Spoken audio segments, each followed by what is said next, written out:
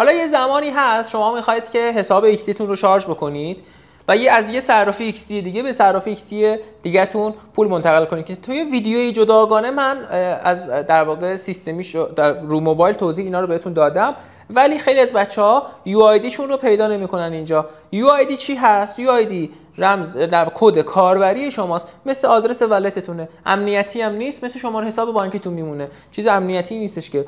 و با اون یو آی دی شما اگر از طرف ایکسی به ایکسی پول جابجا بکنید هزینه‌ای نداره. حالا خیلی از بچه‌ها میپرسن یو آی دی رو از کجا برداریم؟ میاد داخل پروفایل همون عکس آدمک رو بالا میزنید و در واقع روبروی این یوزر عکس آدمک یه فلشی هست، اون رو میزنم. اینجا میبینید حالا هم اسممو میتونم عوض کنم، اینجا اسم ولتتون رو میتونید، صرافتون رو میتونید عوض بکنید، هم ایمیلتون اینجا هست و هم یو آی دی تون اینجا هست که میتونید روبروش کد رو بزنید و کپی بکنید. حالا اگر بخواید از یک ایکسی به یک ایکسی دیگه که ویدیوشو ضبط کردم ولی اینجا خیلی کوتاه بهتون میگم، موجودیتون رو هر چی که هست و بدون هزینه جابجا بکنید، میایید توی قسمت دارایی ها ویترا رو میزنید. مثلا من میخوام تتر منتقل کنم، نوشته آن چین اینترنال. آن چین یعنی از این ایکسی به یه جای دیگه، اینترنال یعنی از ایکسی به ایکسی که صفر کارمزدش. اینترنال رو میزنم.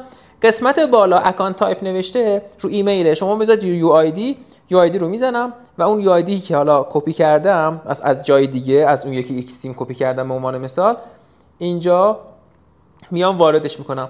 بعد که وارد کردید هر چی که داشتید رو اینجا منتقل میکنید و خیلی راحت ارزم به خدمت شما که خیلی راحت ارزتون جابجا میشه بدون اینکه کارمزدی بخواید پرداخت کنید. نوشته نتورک فی $0 که اینا هم به این صورت میتونه انجام بشه که ویدیو کاملش رو بعد از این ویدیو براتون میذارم.